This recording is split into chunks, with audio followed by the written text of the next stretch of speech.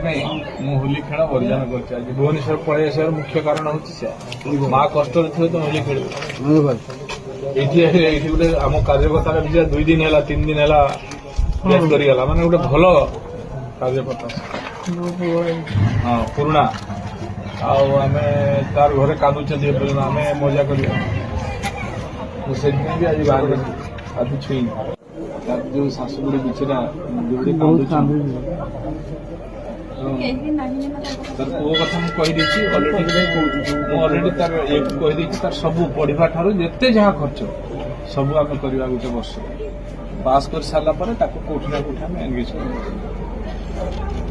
ଯେମିତି ପାସ୍ କରିବ ସେମିତି ତାପରେ ବି ତାର ଘର କଥା ଆମେ ବୁଝିବା ତା ବୁଢୀମା କଥା ବୁଝିବା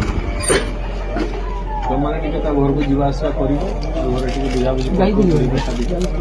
ଯାହା ଦରକାର ମତେ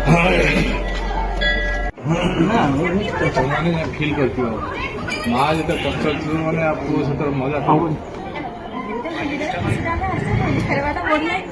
ହଁ ଦେଖା ହେଇଗଲା ତୁମେ ସେଥିପାଇଁ ଭଉଣୀ ହିସାବରେ ଖୁସି ହେଇକି ଯାଉଛ ହେଲା